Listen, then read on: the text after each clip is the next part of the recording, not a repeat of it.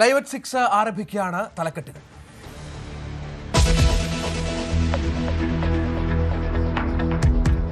ഇറാനെതിരെ കടുത്ത മുന്നറിയിപ്പുമായി വീണ്ടും അമേരിക്കൻ പ്രസിഡന്റ്. ഉടനെ തന്നെ ഇറാനെ പരാജയപ്പെടുത്തുമെന്നും വളരെ പെട്ടെന്ന് തന്നെ അവർ തോൽവി സമ്മതിക്കുമെന്നും ട്രംപ്. അമേരിക്കയുടെ ഭീഷണിക്ക് വഴങ്ങില്ലെന്ന് ഇറാൻ. ടെഹ്റാനിൽ ട്രംപിനെ ശവപ്പെട്ടിയിൽ കിടത്തിയിരിക്കുന്ന രീതിയിലുള്ള ഭീമാകാരമായ ബോർഡ്.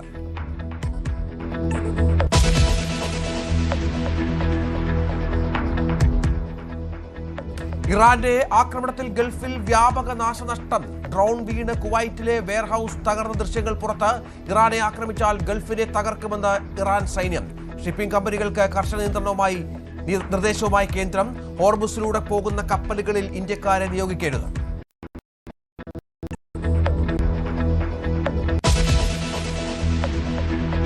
ഇസ്രായേലിന്റെ ഇറാൻ ആക്രമണത്തിന് പിന്നിൽ നരേന്ദ്രമോദി എന്ന ആരോപണവുമായി പാകിസ്ഥാൻ പീപ്പിൾസ് പാർട്ടി നേതാവ്. യുദ്ധത്തിന് മുൻപ് മോദി ഇസ്രായേൽ സന്ദർശിച്ചിരുന്നുവെന്ന് ബിലാവൽ ഭൂട്ടോ. അഫ്ഗാനിസ്ഥാൻ വഴി പാകിസ്ഥാനിലേക്ക് ഇന്ത്യ ഭീകരരെ കയറ്റുന്നുവെന്നും ആരോപണം.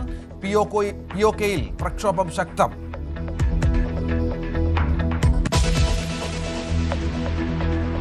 മ്യാൻമറിൽ നിന്ന് 500-ലധികം റോഹിംഗ്യൻ അഭയാർത്ഥികളുമായി പുറപ്പെട്ട 2 ബോട്ടുകൾ മുങ്ങി. എല്ലാവരും മരിച്ചുവെന്ന് സംശയം.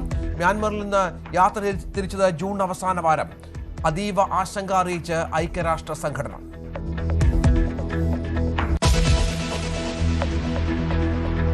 വ്യാജരേഖ ചമച്ചുള്ള അവയവ കച്ചവടത്തിൽ നിർണായക തെളിവുകൾ പുറത്ത്. മുഖ്യപ്രതി നജീബിന്റെ നേതൃത്വത്തിലുള്ള കല്ലട്ര മെഡിക്കൽ ടൂറിസം കമ്പനിയുടെ കരാർ രേഖ തെളിവ്. അവയവ ശസ്ത്രക്രിയയ്ക്ക് കമ്മീഷൻ നൽകുന്നതിലെ കരാർ കൊച്ചിയിലെ സ്വകാര്യ ആശുപത്രിയുമായി. ഒരു രോഗിക്ക് 50,000 മുതൽ 1 ലക്ഷം വരെ നൽകാമെന്ന് വാഗ്ദാനം.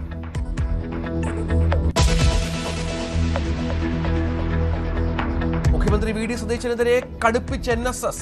സെക്രട്ടേറിയറ്റിലേക്കുള്ള പ്രതിഷേധ മാർച്ച് തിരുവനന്തപുരത്ത്. ജി സുകുമാരൻ നായർക്ക് ഐക്യദാർഢ്യം പ്രഖ്യാപിച്ച് തിരുവനന്തപുരം താലൂക്ക് യൂണിയൻ. ഉപരാഷ്ട്രപതി CP രാധാകൃഷ്ണനെയും കേന്ദ്രമന്ത്രി സുരേഷ് ഗോപിയുടെയും വിമർശനങ്ങളിലും പ്രതിഷേധം.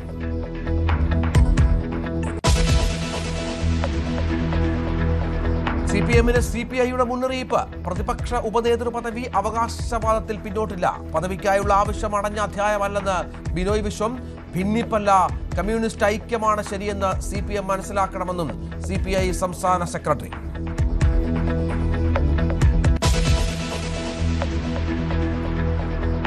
സർക്കാർ അഭിഭാഷക നിയമന വിവാദത്തിൽ മുഖ്യമന്ത്രിയും KSUവും 2 തട്ടിൽ. KSU പ്രസിഡന്റ് അലോഷ്യസ് സേവിയറിന് സന്ദർശനം നൽകിയില്ല.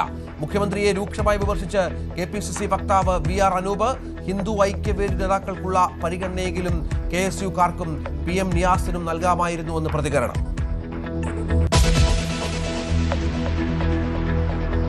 ചെന്താമര പ്രതിയായ നെന്മാറ ഇരട്ടക്കൊലക്കേസിൽ വിധി തിങ്കളാഴ്ച. ശിക്ഷയിൽ അന്തിമവാദം കഴിഞ്ഞു. വിധി പറയുമ്പോൾ മിറ്റിഗേഷൻ റിപ്പോർട്ട് പരിഗണിക്കരുതെന്ന് പ്രതിഭാഗം. പ്രകോപിപ്പിച്ചാൽ ആരെയും കൊല്ലും എന്ന് പറയുന്ന പ്രതിയെ എങ്ങനെ സമൂഹത്തിൽ വിടാൻ പറ്റുമെന്ന് പ്രോസിക്യൂഷൻ. ലോക ഫുട്ബോളിൽ അർജന്റീന സ്പെയിൻ ചരിത്ര ഫൈനൽ. 2ാം സെമിയിൽ ഇംഗ്ലണ്ടിനെ അർജന്റീന വീഴ്ത്തിയത് പിന്നിൽ നിന്ന ശേഷം. 2 ഗോളുകൾക്കും വഴി തുറന്നത് ലയണൽ മെസ്സി. ഗോൾഡൻ ബൂട്ടിൽ എംബാപ്പയെ പിന്തള്ളി മെസ്സി മുന്നിൽ.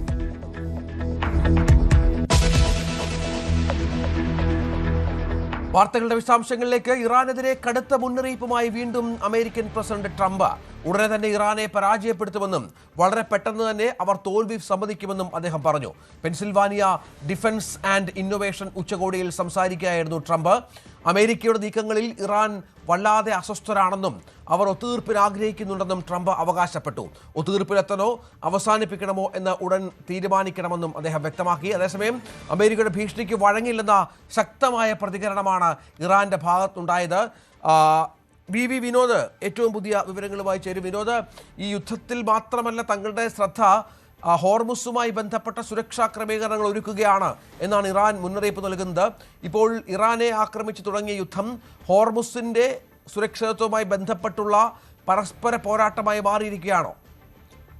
രഞ്ജിത്ത്, വലിയൊരു യുദ്ധത്തിലേക്ക് കാര്യങ്ങൾ പോകുമെന്ന സൂചന നൽകിക്കൊണ്ട് തന്നെയാണ് ഇരു രാജ്യങ്ങളുടെയും വെല്ലുവിളി. ഹോർമൂസ് തന്നെയാണ് ഈ തർക്കത്തിൻ്റെ അടിസ്ഥാന കാരണം. അവിടെ ആര് അധികാരം സ്ഥാപിക്കും എന്നതിനെ ചൊല്ലിയുള്ള വാക്പോര് അത് യുദ്ധത്തിലേക്ക് പോകുന്നു. ഇപ്പോൾ തന്നെ ഏറ്റവും ഒടുവിലത്തെ വിവരം പുറത്തു വരുമ്പോൾ ഇറാനിലെ 30 കേന്ദ്രങ്ങളിൽ കൂടി അമേരിക്കയുടെ ആക്രമണം ഉണ്ടായിരിക്കുന്നു. ഇതുവരെ ആണവ കേന്ദ്രങ്ങളും തുറമുഖങ്ങളും ഊർജ്ജോൽപാദന കേന്ദ്രങ്ങളുമൊക്കെ ആയിരുന്നു ആക്രമിച്ചതെങ്കിൽ അവിടെ നിന്ന് മാറി ജനവാസ കേന്ദ്രങ്ങളിലേക്ക് ആക്രമണം മാറുന്നു എന്നതാണ്. ബന്ദർ അബ്ബാസും ഗ്രേറ്റർ ടൊണ്ടർബത്ത് ദ്വീപും നേരത്തെ ആക്രമിക്കപ്പെട്ടു. പലതവണ അവിടേക്ക് ആക്രമണം നടന്നു. അതിന് പുറമെയാണ് ഇപ്പോൾ അസ്വാനിലെ ക്യാൻസർ ആശുപത്രിയിലേക്ക് അമേരിക്കയുടെ ആക്രമണം ഉണ്ടായി എന്നത്. ഇത് സ്ഥിതിഗതികൾ കൂടുതൽ രൂക്ഷമാക്കും. നമുക്ക് ഏറ്റവും ഒടുവിൽ ലഭിക്കുന്ന റിപ്പോർട്ടുകൾ അനുസരിച്ച് ഈ ആശുപത്രിയിൽ ചികിത്സയിലുണ്ടായിരുന്ന ആളുകൾ ക്യാൻസർ രോഗികളാണ്. അവർ പ്രാണരക്ഷാർത്ഥം പലരും ആശുപത്രിക്ക് പുറത്തേക്ക് ഓടി രക്ഷപ്പെട്ടു. അതീവ ഗുരുതര അവസ്ഥയിലുള്ള ആളുകൾ മാത്രമാണ് ഇപ്പോൾ ആശുപത്രിയിൽ തുടരുന്നത്. അങ്ങനെ ജനവാസ കേന്ദ്രങ്ങളിലേക്ക് അമേരിക്കയുടെ ആക്രമണം മാറുന്നു എന്നത് ഗൗരവമുള്ള കാര്യമാണ്. ഇറാൻ്റെ തിരിച്ചടിയുണ്ട്. ഖത്തറിലേക്കും കുവൈറ്റിലേക്കും ബഹ്റൈനിലേക്കും ഏറ്റവും ഒടുവിലും ഇറാൻ്റെ തിരിച്ചടിയുണ്ടായി. അവർ ഇതുവരെ ഒരു ജനവാസ കേന്ദ്രത്തിലേക്കോ അല്ലെങ്കിൽ അങ്ങനെ ആളുകളെ ബാധിക്കുന്ന തരത്തിലുള്ള ഒരു ആക്രമണത്തിലേക്ക് പോയിട്ടില്ല. മറിച്ച് അമേരിക്കയുടെ സൈനിക താവളങ്ങളിലേക്കാണ് ഈ ആക്രമണങ്ങൾ നടക്കുന്നത്. അവിടെയെല്ലാം തന്നെ ഈ പ്രതിരോധ സംവിധാനങ്ങൾ ഉപയോഗിച്ച് ഡ്രോൺ ആക്രമണങ്ങളെയൊക്കെ തന്നെ ചെറുക്കുന്നുണ്ട്. പക്ഷേ ഇതിൻ്റെ അവശിഷ്ടങ്ങൾ വീണ് പലപ്പോഴും ആളുകൾക്ക് പരിക്ക് പറ്റുന്ന സാഹചര്യമുണ്ട്. ഏറ്റവും ഒടുവിൽ ഒരു പെൺകുട്ടിക്ക് പരിക്ക് പറ്റിയത് ഉൾപ്പെടെയുള്ള സംഭവങ്ങൾ റിപ്പോർട്ട് ചെയ്തിട്ടുണ്ട്. ഇങ്ങനെ വലിയ പോരാട്ടത്തിലേക്ക് കാര്യങ്ങൾ പോകുന്നു എന്ന നിലയ്ക്ക് തന്നെയാണ്. പ്രത്യേകിച്ച് ഖമനയുടെ സംസ്കാരം കഴിഞ്ഞ ശേഷമാണ് വാക്പോര് കൂടുതൽ കടുത്തത്. ഒത്തുതീർപ്പ് സാധ്യതകൾ പൂർണ്ണമായും അടയുന്ന ഒരു നിലയിലേക്ക് പോകുന്നു. ചർച്ചകളുടെ നേരിയ സാധ്യതകൾ പോലും ഇപ്പോൾ അവശേഷിക്കുന്നില്ല. ചർച്ചയ്ക്ക് തയ്യാറാണെന്ന് ഇരു രാജ്യങ്ങളും നേരത്തെ വ്യക്തമാക്കിയെങ്കിൽ പോലും മധ്യസ്ഥ രാജ്യങ്ങളുടെ കാര്യമായ ഇടപെടൽ ഇപ്പോൾ ഉണ്ടാകുന്നില്ല. പാകിസ്ഥാനിലെ സാഹചര്യം നമുക്കറിയാം. പാകിസ്ഥാനാണ് ഇതിൽ മുന്നിട്ട് നിന്നത്. പക്ഷേ അവിടുത്തെ ആഭ്യന്തര പ്രശ്നം അതിരൂക്ഷമാണ്. ബലൂചിസ്ഥാനുമായുള്ള പോരാട്ടം, അതോടൊപ്പം തന്നെ POKയിൽ നടക്കുന്ന സംഘർഷം, ഇതെല്ലാം തന്നെ പാകിസ്ഥാനെ വലിയൊരു പ്രതിസന്ധിയുടെ പടുകുഴിയിൽ കൊണ്ട് ഇട്ടിരിക്കുകയാണ്. അവരാണ് ഈ മധ്യസ്ഥ ചർച്ച നടത്തിക്കൊണ്ടിരുന്നത്. ഇപ്പോൾ അവരുടെ രാജ്യത്തുള്ള പ്രശ്നം പരിഹരിക്കാനുള്ള നെട്ടോട്ടത്തിലാണ് അവിടുത്തെ നേതാക്കൾ. അതുകൊണ്ട് തന്നെ ഇനിയൊരു ഇസ്ലാമാബാദ് ചർച്ച അതിനുള്ള സാധ്യതയില്ല. രണ്ടാം ഇസ്ലാമാബാദ് ചർച്ചയെക്കുറിച്ചാണ് നേരത്തെ ചർച്ച ചെയ്തിരുന്നത്. ഇനി അതിനുള്ള സാധ്യത പോലും ഇല്ല എന്ന ഒരു നിലയിലേക്ക് വരുമ്പോൾ തീർച്ചയായും അതാണ് സാഹചര്യം. ഏതായാലും യുദ്ധം അതിൻ്റെ കാഠിന്യത്തിലാണ്. ഇതിനിടയിൽ ഈ സൈനിക നീക്കങ്ങൾ പുരോഗമിക്കുന്നതിനിടെ ടെഹ്റാനിലെ ഒരു പ്രധാന ചത്വരത്തിൽ ട്രംപിനെ ശവപ്പെട്ടിയിൽ കിടത്തിയിരിക്കുന്ന ഭീമാകാരമായ ബോർഡ് പ്രത്യക്ഷപ്പെട്ടു. US പ്രസിഡന്റ് ട്രംപിനെ വധിക്കുമെന്ന് ഇംഗ്ലീഷിലും പേർഷ്യനിലുമുള്ള ഭീഷണി സന്ദേശവും ബോർഡിൽ എഴുതിയിട്ടുണ്ട്. US-ഉം ഇറാനും തമ്മിലുള്ള സൈനിക ഏറ്റുമുട്ടൽ ശക്തമായ സമയത്താണ് ഈ ബോർഡ് പ്രത്യക്ഷപ്പെട്ടിരിക്കുന്നത് എന്നതാണ് ശ്രദ്ധേയം. നേരത്തെ നമുക്കറിയാം വിനോദ്, ടെഹ്റാനിൽ ഖമനേയുടെ വിലാപഘോഷയാത്ര നടക്കുമ്പോൾ അവിടെയൊക്കെ പ്രതീകാത്മകമായ ശവമഞ്ചങ്ങൾ, വലിയ ബോർഡുകളൊക്കെ പ്രത്യക്ഷപ്പെട്ടിരുന്നു. വലിയ തോതിലുള്ള മുദ്രാവാക്യം വിളികൾ ട്രംപിനെതിരെ ഉണ്ടായിരുന്നു. കിൽ ട്രംപ് എന്നുള്ള ഫ്ലക്സുകളൊക്കെ നമ്മൾ കണ്ടു. അതിന് പിന്നാലെയാണ് ട്രംപിനെ ശവപ്പെട്ടിയിൽ കിടത്തിയിരിക്കുന്ന ഭീമാകാരമായ ബോർഡ്. രഞ്ജിത്ത്, ഇപ്പോൾ ടെഹ്റാനിലെ എൻഗലാബ് എന്ന ചത്വരത്തിലാണ് ഇങ്ങനെ ഒരു ചിത്രം വന്നിരിക്കുന്നത്. പടുകൂറ്റൻ ചിത്രമാണ്. ഇതിൽ ട്രംപ് ശവപ്പെട്ടിയിൽ കിടക്കുന്നതായ ചിത്രമാണ് ആലേഖനം ചെയ്തിരിക്കുന്നത്. ഖമനേയി ഏത്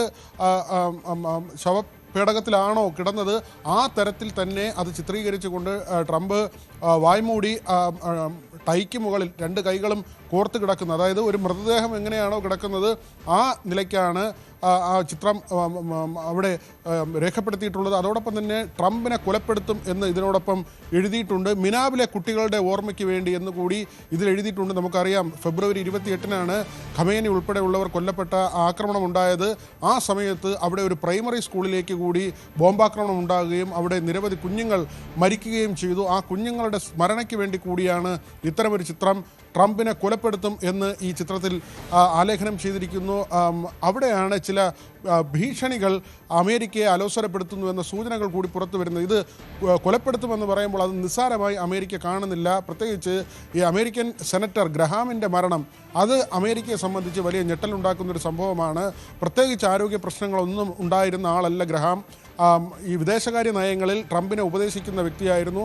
ഇറാനെ തീർക്കണം എന്ന നിലപാട് അതിശക്തമായി എടുത്തിട്ടുള്ള ആളായിരുന്നു ഗ്രഹാം. പെട്ടെന്ന് ഹൃദയത്തിനുണ്ടായ ഒരു തകരാറിലൂടെയാണ് ഗ്രഹാമിന് ജീവൻ നഷ്ടമായത്. അതൊരു കൊലപാതകം എന്ന് തന്നെയാണ് ലോകം വിശ്വസിക്കുന്ന. ആ തരത്തിലുള്ള ചില വിലയിരുത്തലുകളുണ്ട്. അവിടെയാണ് ട്രംപിനെ ആക്രമിച്ചാൽ 1000 റോക്കറ്റുകൾ അത് ലോഡ് ചെയ്തിട്ടുണ്ട്, അത് ഇറാനെ തകർക്കും, നശിപ്പിക്കും, അതിനുള്ള ഉത്തരവ് താൻ സെൻട്രൽ കമാൻഡിന് നൽകിയിട്ടുണ്ട് എന്ന് ട്രംപ് പറയുന്നു. അതായത് ട്രംപ് അങ്ങനെ ഒരു പ്രസ്താവന നടത്തുമ്പോൾ ഭയം ട്രംപിനെ പിടികൂടിയിട്ടുണ്ട് എന്ന സൂചനകൾ കൂടിയാണ് പുറത്തു വരുന്നത്. രഞ്ജിത്ത്, ശരി, വിനോദാണ് വിവരങ്ങൾ പങ്കുവച്ചത്. മറ്റു വാർത്തയിലേക്ക് പോയാൽ വ്യാജരേഖ ചമച്ചുള്ള അവയവ കച്ചവടത്തിൽ നിർണായക തെളിവുകൾ പുറത്ത്. മുഖ്യമന്ത്രി നജീബിന്റെ നേതൃത്വത്തിലുള്ള കല്ലട മെഡിക്കൽ ടൂറിസം കമ്പനിയും കൊച്ചിയിലെ സ്വകാര്യ ആശുപത്രിയും തമ്മിലുള്ള കരാർ രേഖകളാണ് പുറത്തു വന്നത്. അവയവ ശസ്ത്രക്രിയയ്ക്ക് കമ്മീഷൻ നൽകുന്നതിലാണ് കരാർ. ഒരു രോഗിക്ക് 50,000 മുതൽ 1 ലക്ഷം വരെ നൽകാമെന്നാണ് കരാർ. കൊച്ചിയിലെ സ്വകാര്യ ആശുപത്രിയുമായിട്ടാണ് ഈ കല്ലട്ര മെഡിക്കൽ ടൂറിസം വഴി കരാറുണ്ടാക്കിയിരിക്കുന്നത്. അതായത് ഒരു രോഗിക്ക് കരൾമാറ്റ ശസ്ത്രക്രിയയുമായി എത്തുന്ന ഒരു രോഗിയെ എത്തിച്ചു കൊടുത്താൽ 1 ലക്ഷം രൂപയും, അതുപോലെ വൃക്ക മാറ്റിവെക്കൽ ശസ്ത്രക്രിയയുമായി എത്തിയാൽ 50,000 രൂപയുമാണ് ഇവർക്ക് നൽകിയിരിക്കുന്നത്. അതായത് ഒരു ഫെസിലിറ്റേറ്റർ മാതിരിയാണ് ഇവർ പ്രവർത്തിക്കുക. ഇതുമായി ബന്ധപ്പെട്ട് കഴിഞ്ഞ ഒക്ടോബറിൽ ആണ് ഇതുമായി ബന്ധപ്പെട്ട ഒരു കരാർ ആശുപത്രി അധികൃതരും ഇവരും തമ്മിൽ, അതായത് കല്ലട്ര മെഡിക്കൽ ടൂറിസവും തമ്മിൽ ഒപ്പിട്ടിരിക്കുന്നത്. അങ്ങനെയാണ്. നജീബ് കല്ലട്രയുടെ സ്ഥാപനമാണ്. നമുക്കറിയാം, അവയവദാനവുമായി ബന്ധപ്പെട്ടുള്ള വ്യാജരേഖ ചമയ്ക്കലുമായി ബന്ധപ്പെട്ട് നജീബും കൂട്ടുപ്രതികളും ഇപ്പോഴും അന്വേഷണത്തിന്റെ പരിധിയിൽ തന്നെയാണ്. അതുമായി ബന്ധപ്പെട്ട അന്വേഷണം ED വ്യാപിപ്പിച്ചിരിക്കുകയാണ്. അതുമായി ബന്ധപ്പെട്ടുള്ള അന്വേഷണവും റെയ്ഡും മറ്റു പരിശോധനകളും ഒക്കെ തുടർന്നുകൊണ്ടേയിരിക്കുന്ന സാഹചര്യത്തിലാണ് ഇത്രയും ഒരു വലിയ വിവരങ്ങൾ അടങ്ങിയ രേഖ ED പുറത്തുവിടുന്നത്. ഇത്തരത്തിൽ, അതായത് കഴിഞ്ഞ ഒക്ടോബറിലാണ് ഇതുമായി ബന്ധപ്പെട്ടുള്ള രേഖ ചമച്ചിട്ടുള്ളത് എന്നാണ് മനസ്സിലാക്കാൻ കഴിയുന്നത്. അവയവ മാറ്റവുമായി ബന്ധപ്പെട്ട് ആശുപത്രിയിൽ രോഗികളെ എത്തിച്ചാൽ അവർക്ക് അതുമായി ബന്ധപ്പെട്ട 1 ലക്ഷം രൂപ കരൾ മാറ്റിവെക്കലിനും അതുപോലെ വൃക്ക മാറ്റിവെക്കലിന് 50,000 രൂപ ഈ കമ്മീഷൻ ഇനത്തിൽ ഇവർക്ക് നൽകണമെന്നുള്ളതാണ് കരാർ. ആ കരാറിന്റെ വിശദാംശങ്ങളാണ് എന്തായാലും പുറത്തു വന്നിരിക്കുന്നത്. ഈ അവയവ മാറ്റവുമായി ബന്ധപ്പെട്ടുള്ള വ്യാജരേഖ ചമയ്ക്കലുമായി ബന്ധപ്പെട്ടുള്ള നടപടിക്രമങ്ങളും അതിന്റെ അന്വേഷണങ്ങളും പുരോഗമിക്കുന്നതിനിടെയാണ് ഇത്ര വലിയൊരു വെളിപ്പെടുത്തലുമായി ഇത്ര വലിയൊരു രേഖ ED പുറത്തുവിടുന്ന സാഹചര്യം ഉണ്ടായത്. എന്തായാലും സംസ്ഥാന വ്യാപകമായി ഇതുമായി ബന്ധപ്പെട്ടുള്ള അന്വേഷണം നടക്കുന്നുണ്ട്. ആലുവയിൽ റൂറൽ SPയുടെ നേതൃത്വത്തിലുള്ള സംഘം അവയവദാനത്തിൽ വ്യാജരേഖ ചമയ്ക്കലുമായി ബന്ധപ്പെട്ടുള്ള കേസ് അന്വേഷിച്ചു തുടങ്ങിയിട്ടുണ്ട്. അതിന് സർക്കാർ പുതിയൊരു അന്വേഷണ സമിതിയെ തന്നെ നിയോഗിച്ചിട്ടുണ്ട്. ആ ഒരു സാഹചര്യത്തിൽ ഇത്ര വലിയൊരു രേഖയാണ് ED പുറത്തുവിട്ടിരിക്കുന്നത്. സംസ്ഥാനത്ത് വൈദ്യുതി നിയന്ത്രണം തുടരുമെന്ന് വൈദ്യുതി മന്ത്രി സണ്ണി ജോസഫ്. സംസ്ഥാനം കടുത്ത വൈദ്യുതി പ്രതിസന്ധിയിലൂടെയാണ് കടന്നുപോകുന്നത്. ഉൽപാദനം കഴിഞ്ഞ വർഷം ഇതേ സമയം 60% ഇപ്പോൾ 16 മുതൽ 17 വരെ ശതമാനമായി കുറഞ്ഞു. വൈദ്യുതി ഉപഭോഗവും ഗണ്യമായി വർദ്ധിച്ചു. മഴയുടെ ലഭ്യത സുഗമമാകുന്നതുവരെ നിയന്ത്രണം തുടരുമെന്നും സണ്ണി ജോസഫ് ന്യൂസ് 18 പറഞ്ഞു. വൈദ്യുതി മുടക്കം സംസ്ഥാനത്ത് രാഷ്ട്രീയ വിവാദമായി മാറുന്നു. സർക്കാരിനെ വിമർശിച്ച് പ്രതിപക്ഷ പാർട്ടികളും രംഗത്തെത്തി കഴിഞ്ഞു. UDF വന്നതോടെ സംസ്ഥാനത്ത് പവർ കട്ടും വന്നുവെന്ന് ബിനോയ് വിശ്വം പ്രതികരിച്ചു.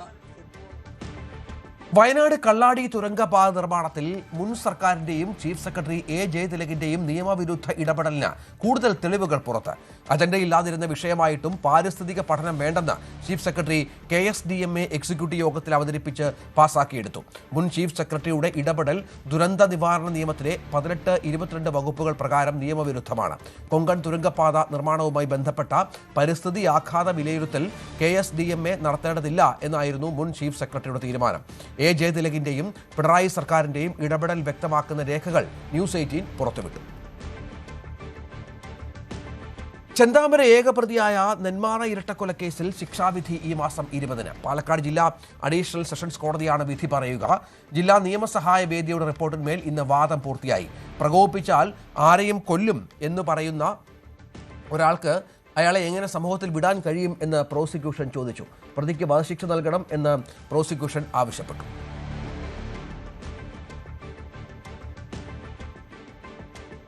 മറ്റു വാർത്തയിലേക്ക്. പുരി ജഗന്നാഥ ക്ഷേത്രത്തിലെ രഥയാത്രയ്ക്കിടെ തിക്കിത്തിരക്കിൽ ഒരു മരണം. രഥയാത്രയുടെ പ്രധാന വീഥിയായ ബെണ്ട ദണ്ഡിയിലുണ്ടായ വൻ തിരക്കിലാണ് ശ്വാസം മുട്ടി മരണമുണ്ടായത്. 210 പേർക്ക് പരിക്കേറ്റു. ഒഡീഷ ഫയർ ആൻഡ് എമർജൻസി ഉദ്യോഗസ്ഥർ അപകടത്തിൽപ്പെട്ടവരെ രക്ഷപ്പെടുത്തി. വിനോദ് വിവരങ്ങൾ പങ്കുവച്ചു. വിനോദ്, വലിയ തിരക്കായിരുന്നു ഇവിടെ എന്നാണ് മനസ്സിലാക്കേണ്ടത്. ലക്ഷക്കണക്കിന് ജനങ്ങൾ കൂടിയ ഒരു സമയമാണ്. എന്താണ് സംഭവിച്ചത്? രഞ്ജിത്ത് 30 ലക്ഷം പേരെങ്കിലും ഈ ഉത്സവത്തിൻ്റെ ഭാഗമായി രഥോത്സവത്തിൻ്റെ ഭാഗമായി എത്തിച്ചേർന്നു എന്ന കണക്കുകളാണ് പുറത്തു വരുന്നത്. ഇവരെ നിയന്ത്രിക്കാൻ സുരക്ഷാ സംവിധാനങ്ങൾക്ക് കഴിഞ്ഞില്ല എന്നത് തന്നെയാണ് പ്രധാനപ്പെട്ട കാര്യം. കടുത്ത ചൂടായിരുന്നു. അതുകൊണ്ട് തന്നെ ജനങ്ങൾ ശ്വാസതടസ്സമുള്ള ഉൾപ്പെടെയുള്ള ബുദ്ധിമുട്ടുകൾ നേരത്തെ അനുഭവിച്ചിരുന്നു. ഇതിന് പുറമെയാണ് ഈ തിരക്ക് അനുഭവപ്പെട്ടത്. പലയിടങ്ങളിലും ബാരിക്കേഡ് തകർത്ത് ഈ രഥോത്സവത്തിൻ്റെ ഭാഗമായി രഥം കടന്നു പോകുന്ന ഭാഗത്തേക്ക് ആളുകൾ ഓടിക്കയറുന്ന ഒരു നിലയുണ്ടായിരുന്നു. രാവിലെ മുതൽ തന്നെ തിരക്കുണ്ടായിരുന്നു. ആവശ്യത്തിന് സേന ഉണ്ടായിരുന്നില്ല എന്ന തരത്തിലുള്ള വിവരങ്ങൾ പുറത്തു വരുന്നുണ്ട്. ഒരാളാണ് ഇങ്ങനെ ഈ അപകടത്തിൽ മരിച്ചത്. 210 പേർ ആശുപത്രിയിലാണ്. അവിടെ ആരോഗ്യമന്ത്രി മുകേഷ് മഹാലിംഗ് അദ്ദേഹം ആശുപത്രിയിലെത്തി സ്ഥിതിഗതികൾ വിലയിരുത്തുന്നുണ്ട്. ഈ പരിക്കേറ്റവർക്ക് കൃത്യമായ ചികിത്സ നൽകുന്നതിന് വേണ്ടിയുള്ള നിർദ്ദേശങ്ങൾ നൽകിയിട്ടുണ്ട്. ഒറീസ സർക്കാർ ഇപ്പോൾ അടിയന്തര അന്വേഷണത്തിന് നിർദ്ദേശം നൽകുകയും ചെയ്തു. 2025 കഴിഞ്ഞ വർഷവും ഇങ്ങനെ ഒറീസയിൽ ഉത്സവത്തിനിടെ ആളുകൾ മരിക്കുന്ന സാഹചര്യം ഉണ്ടായിരുന്നു. 3 പേരാണ് ആ സമയത്ത് മരിച്ചത്. പലപ്പോഴും ഈ ആൾക്കൂട്ട ദുരന്തം ഉണ്ടാകുമ്പോൾ അത് ഈ ക്രമാതീതമായ ആളുകൾ വരികയും അവർക്കുള്ള ക്രമീകരണങ്ങൾ ഏർപ്പെടുത്താൻ കഴിയാതെ പോകുന്നതുമാണ് ഇത്തരത്തിലുള്ള കാര്യങ്ങൾക്ക് ഇടവയ്ക്കുന്നത്. ഇപ്പോൾ ഒഡീഷയിൽ നിന്ന് വരുന്ന വിവരവും അങ്ങനെ തന്നെയാണ്. ബാരിക്കേഡുകൾ മറികടന്ന് ജനങ്ങൾ കൂട്ടത്തോടെ ഒരു ഭാഗത്തേക്ക് കുതിച്ചെത്തിയതാണ് ഇത്തരമൊരു അപകടത്തിന് കാരണമായതെന്ന വിവരമാണ് പുറത്തു വരുന്നത്. രഞ്ജിത്ത്, വിനോദ് വിവരങ്ങൾ പങ്കുവച്ചു. ഇതിനിടെ മറ്റൊരു പ്രധാനപ്പെട്ട വാർത്ത പുറത്തു വരുന്നത് പാക് അധിനിവേശ കശ്മീരുമായി ബന്ധപ്പെട്ടാണ്. അവിടെ നരേന്ദ്രമോദിക്കെതിരെ, പ്രധാനമന്ത്രിക്കെതിരെ വലിയ വെല്ലുവിളി അവിടുത്തെ ബിലാവൽ ഭൂട്ടോ പങ്കുവെക്കുകയാണ്.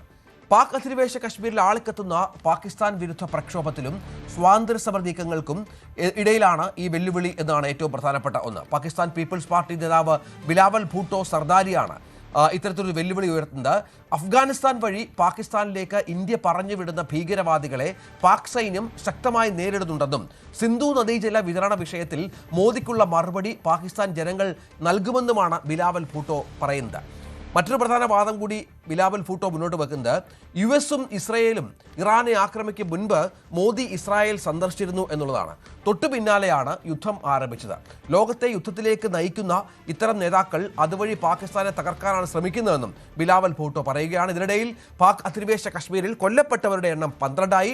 വൻതോതിൽ സുരക്ഷാ സേനയെ ഈ പ്രദേശത്ത് വിന്യസിച്ചു. ഒപ്പം പാകിസ്ഥാൻ സർക്കാർ മാധ്യമ വിലക്കും ഏർപ്പെടുത്തിയ പശ്ചാത്തലം പ്രധാനമാണ്. മനു ഭരത് വിവരങ്ങളുമായി ചേരും. മനു, ഇപ്പോൾ നമുക്കറിയാം പാകിസ്ഥാൻ നേരിടുന്ന അസാധാരണമായ നിരവധി പ്രതിസന്ധികളുണ്ട്. അതിനിടയിലാണ് ഇപ്പോൾ ബിലാവൽ ഭൂട്ടോയുടെ ഇത്തരത്തിലുള്ള ചില ഭീഷണികളും വെല്ലുവിളികളും ചില വിമർശനങ്ങളും മറ്റും. എന്താണ് ബിലാവൽ ഭൂട്ടോ പറയുന്നത്? രഞ്ജിത്ത്, പാകിസ്ഥാനിൽ രഞ്ജിത്ത് സൂചിപ്പിച്ചതുപോലെ വളരെ അസാധാരണമായ ചില നീക്കങ്ങൾ നടക്കുന്നു എന്നതാണ് ഏറ്റവും ശ്രദ്ധേയം. അതിൽ സുപ്രധാനമായ ഒരു കാര്യം, ഇന്ത്യയുമായി വലിയ ഐക്യം അവിടുത്തെ ജനങ്ങൾ മുന്നോട്ട് വയ്ക്കുന്നു. കഴിഞ്ഞ ദിവസം നടന്ന ഒരു വലിയ പ്രസ്താവന 1.5 ലക്ഷത്തോളം ആളുകൾ അവിടെ യോജിച്ച ഒരു മൈതാനത്ത് വെച്ചാണ്, അതായത് ഈ റാവൽകോട്ടിലെ ഈദ്ഗാ ഗ്രൗണ്ടിൽ വെച്ചാണ് അവിടുത്തെ ഈ നേതാവായ സർദാർ അമൻ ഖാൻ പ്രഖ്യാപിക്കുന്നത് ഈ പാക് അധിനിവേശ കാശ്മീർ ആണ് ഈ പ്രദേശം. പാകിസ്ഥാൻ ഇതിനെ സ്വതന്ത്ര കാശ്മീർ എന്നും അതുപോലെ ചില അന്താരാഷ്ട്ര വിഭാഗങ്ങളൊക്കെ ഇതിനെ പാക് ഭരണത്തിലുള്ള കാശ്മീർ എന്നും വിളിക്കുമ്പോഴും ഇത് യഥാർത്ഥത്തിൽ പാക് അധിനിവേശ കാശ്മീരാണ് എന്ന് ആ പ്രദേശം ജനങ്ങൾ തന്നെ പറയുന്നൊരു സാഹചര്യം ഉരുത്തിരിഞ്ഞു വന്നിരിക്കുന്നു. പാകിസ്ഥാനെ സംബന്ധിച്ചിടത്തോളം വലിയ പ്രതിസന്ധി അവിടെ ഉരുണ്ടുകൂടുകയാണ്. കഴിഞ്ഞ ദിവസം ഒരു ലോങ് മാർച്ചിന് വേണ്ടി അവിടുത്തെ ജനക്കൂട്ടം തയ്യാറെടുത്തിരുന്നു. പ്രത്യേകിച്ച് മുസഫർബാദിലും റാവൽകോട്ടിലുമൊക്കെ പാക് ഭരണകൂടത്തിനെതിരെ ജനങ്ങൾ ശക്തമായി രംഗത്ത് വരുന്നതിൻ്റെ വിവരങ്ങളാണ് പുറത്തു വരുന്നത്. ലോങ് മാർച്ച് തൽക്കാലത്തേക്കൊന്ന് നിർത്തിവെക്കണം എന്ന് ബിലാവൽ ഭൂട്ടോ ആവശ്യപ്പെട്ടു. പല പാക് നേതാക്കളും ഇത്തരത്തിൽ ആവശ്യങ്ങൾ ഉന്നയിക്കുന്നുണ്ട്. അവരുടെ പ്രശ്നങ്ങൾ പരിഹരിക്കാം എന്നൊക്കെയുള്ള തരത്തിൽ വരുന്നുണ്ട്. പക്ഷേ 38 ഇന ചില ആവശ്യങ്ങളാണ് ഈ അവിടെ നിന്നുള്ള പാക് അധിനിവേശ കശ്മീരിലെ സാധാരണക്കാരായ ജനങ്ങൾ മുന്നോട്ട് വയ്ക്കുന്നത്. അതിനെ പാകിസ്ഥാൻ ഭരണകൂടം നേരിടുന്നത് അവർക്കുള്ള ഭക്ഷണവും മരുന്നും അങ്ങോട്ടേക്ക് എത്തിക്കുന്നതിന് ഉപരോധം ഏർപ്പെടുത്തിക്കൊണ്ടാണ്. അങ്ങനെ ഒരു ജനകീയ പ്രക്ഷോഭത്തെ ഇരുമ്പ് മുഷ്ടി കൊണ്ട് അടിച്ചമർത്തുന്ന ഒരു രീതി പാകിസ്ഥാനിൽ നടക്കുന്നു. അതിനെതിരെയുള്ള ജനരോഷം അനുദിനം വർദ്ധിച്ചു വരുന്നു. ആദ്യമൊക്കെ ഈ യോഗങ്ങളിൽ 20,000-30,000 പേരെത്തുന്ന സാഹചര്യമാണെങ്കിൽ ഇപ്പോൾ പലയിടങ്ങളിൽ 80,000-ലും അധികം ആളുകൾ എത്തുന്നു. ചിലയിടങ്ങളിൽ അത് 1.5 ലക്ഷത്തോളം ആളുകളൊക്കെ വരുന്നു. അവരൊരു ലോങ് മാർച്ച് പ്രഖ്യാപിച്ചിരുന്നു. അത് ഈ നമ്മുടെ നിയന്ത്രണ രേഖയിലേക്ക് ആണ് ലോങ് മാർച്ച് പ്രഖ്യാപിച്ചിരിക്കുന്നത്. ഇന്ത്യയിലേക്ക് തങ്ങൾക്ക് കടക്കാൻ അവസരം നൽകണം.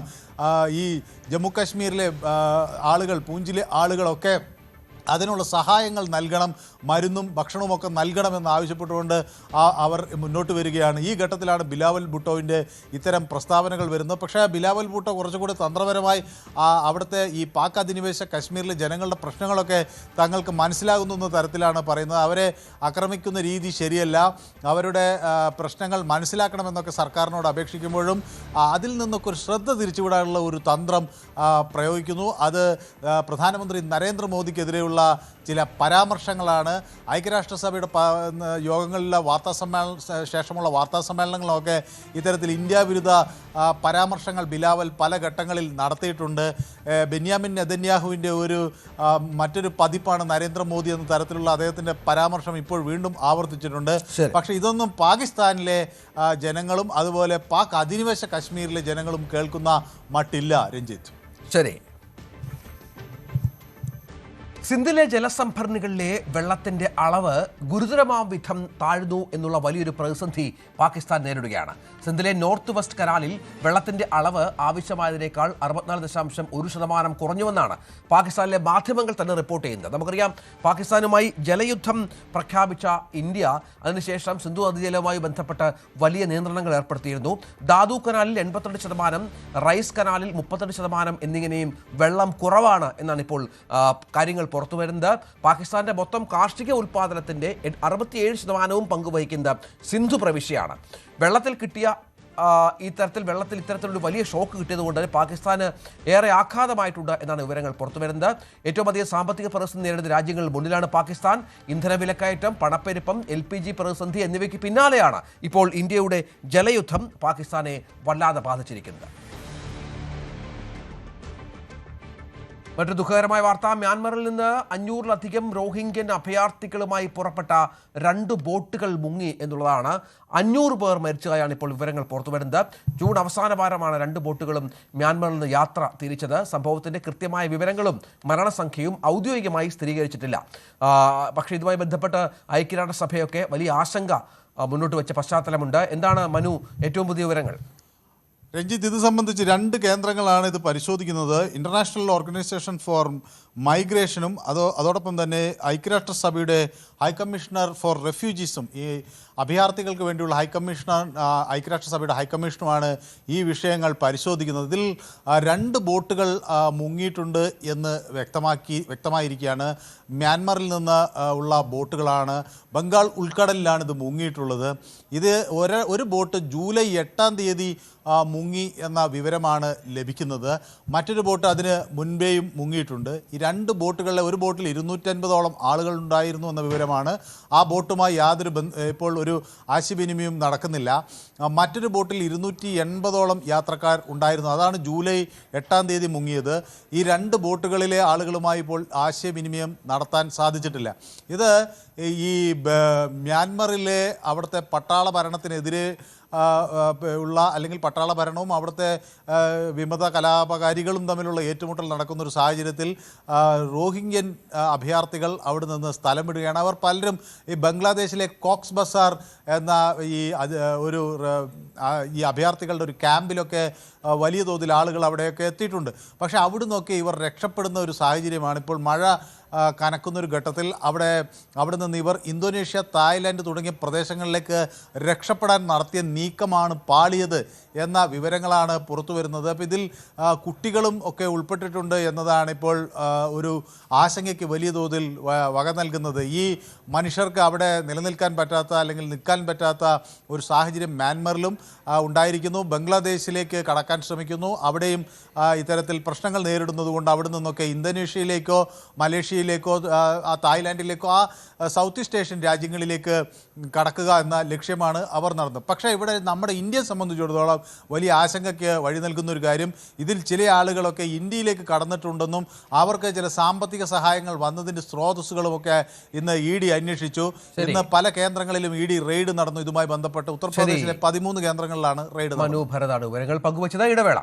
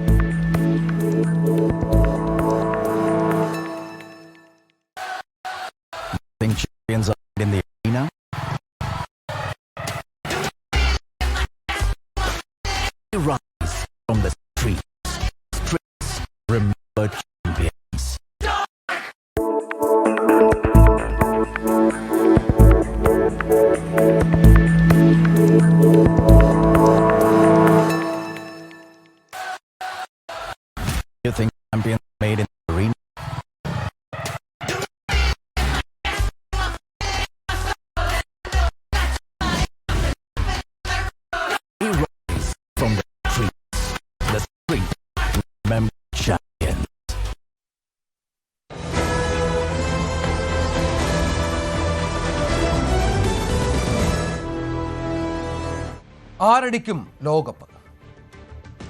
Football in association with Mether Eagle FC Kerala.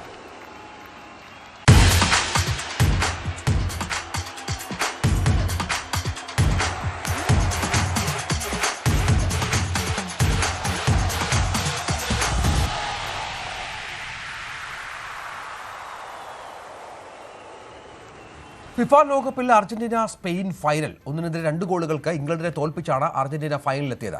അവസാന 8 മിനിറ്റുകളിലായിരുന്നു അർജന്റീനയുടെ 2 ഗോളുകൾ. ഇന്നാണ് അർജന്റീനയായത്. കടുപ്പം കൂടിയ എതിരാളിയെ കിട്ടിയാൽ തങ്ങൾ കടുകട്ടിയാകുമെന്ന് ബോധ്യപ്പെടുത്തിയ പ്രകടനം. ലോക ചാമ്പ്യന്മാരുടെ മികവ് കളത്തിൽ കണ്ട ദിനം. ഹാരി കെയ്നും ജൂഡ് ബെല്ലിംഗ്ഹാമും കളത്തിലുണ്ടോ എന്ന് സംശയിക്കും വിധത്തിൽ മത്സരം നിയന്ത്രിച്ചു ആൽബി സെലസ്റ്റെ. ചില്ലറ പരുക്കൻ അടവുകളല്ലാതെ ആദ്യ പകുതിയിൽ കളി കുറവായിരുന്നു. രണ്ടാം പകുതിയിൽ സീൻ മാറി. 55-ാം മിനിറ്റിൽ ഗോർഡൻ ഇംഗ്ലണ്ടിന് വേണ്ടി സ്കോർ ചെയ്തതോടെ അതുവരെ ആർത്തലച്ച അർജന്റീന ആരാധകർ നിശബ്ദരായി. പിന്നീടാണ് മെസ്സിയും സംഘവും തനിസ്വരൂപം പുറത്തെടുത്തത്. ഒറ്റ ഗോൾ ലീഡിൽ പ്രതിരോധത്തിലേക്ക് വലിഞ്ഞത് ഇംഗ്ലണ്ട് കാട്ടിയ മണ്ടത്തരം. ഒന്നിനു പിറകെ ഒന്നായി ഇംഗ്ലീഷ് ബോക്സിലേക്ക് പന്തുകൾ പാഞ്ഞെത്തിക്കൊണ്ടേയിരുന്നു. വിങ്ങിൽ നിന്ന് ഗോളുകളുടെ ഹോൾസെയിൽ സപ്ലയറെ പോലെ മെസ്സിയുടെ പടയോട്ടം. നോക്കൌട്ട് പോരാട്ടങ്ങളിൽ കണ്ടതിന് സമാനമായിരുന്നു ഇത്തവണയും. 85-ാം മിനിറ്റിൽ സമനില ഗോൾ. മെസ്സിയുടെ അസിസ്റ്റിൽ എൻസോയുടെ അതിഗംഭീര ഫിനിഷിംഗ്. നിർത്തിയില്ല അവിടെ, ആക്രമണം തുടർന്നുകൊണ്ടേയിരുന്നു. ഇഞ്ചുറി ടൈമിൽ ലൗതാരോ മാർട്ടിനസ് മെസ്സിയുടെ ക്രോസിനെ ഹെഡർ ഗോളാക്കി മാറ്റി. തോൽവി സമ്മതിക്കുകയല്ലാതെ മറ്റൊരു പോംവഴി ഉണ്ടായിരുന്നില്ല ഇംഗ്ലണ്ടിന്. അങ്ങനെ തുടർച്ചയായ 2ാം ലോക ഫൈനലിലേക്ക് മെസ്സിയും സംഘവും ഇരമ്പിയെത്തി. ലോകകപ്പിനും അർജന്റീനയ്ക്കുമിടയിൽ ഇനി സ്പെയിൻ എന്ന കടമ്പ മാത്രം. Welcome desk, news 18. മെസ്സിക്ക് തൊട്ടരികെ നിൽക്കുന്ന രീതിയിലുള്ള മോഹൻലാലിന്റെ ചിത്രങ്ങൾ വൈറലായി. ഫഹദ് ഫാസിൽ, പ്രശസ്ത സംഗീതജ്ഞൻ സ്റ്റീഫൻ ദേവസ്യ, നിർമ്മാതാവ് ആൻഡി പെരുമ്പാവൂർ എന്നിവർ ഒപ്പമുണ്ടായിരുന്നു. ഗാലറിയിൽ കളി കാണാനെത്തിയ ലാലേട്ടനാണ് ഇപ്പോൾ സോഷ്യൽ മീഡിയയിലെ താരം. ഫുട്ബോൾ ലോകം ഒന്നടങ്കം കാത്തിരുന്ന ഫിഫ ലോകകപ്പിലെ അർജന്റീന ഇംഗ്ലണ്ട് സ്വപ്ന സെമി ഫൈനൽ പോരാട്ടത്തിനാണ് ലാലേട്ടൻ സാക്ഷ്യം വഹിച്ചത്. ഏതായാലും അറ്റ്ലാന്റയിലെ മെഴ്സിഡസ് ബെൻസ് സ്റ്റേഡിയത്തിൽ നടന്ന ആവേശ പോരാട്ടത്തിൽ ലിയോണൽ മെസ്സിയുടെയും സംഘത്തിന്റെ മാന്ത്രിക പ്രകടനം നേരിട്ട് കണ്ട് ആസ്വദിച്ചു മോഹൻലാൽ.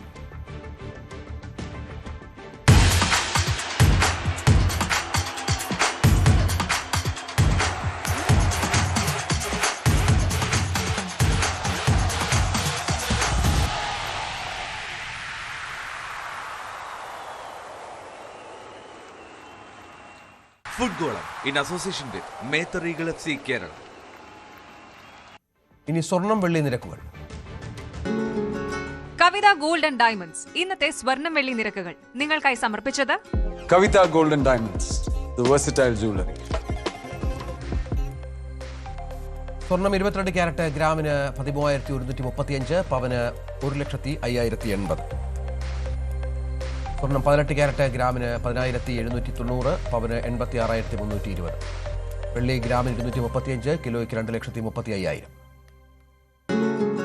കവിത ഗോൾഡ് ആൻഡ് ഡയമണ്ട്സ് ഇന്നത്തെ സ്വർണം വെള്ളി നിരക്കുകൾ നിങ്ങൾക്കായി സമർപ്പിച്ചത് Kavitha gold and diamonds, the versatile jewellery. ഇടവേള.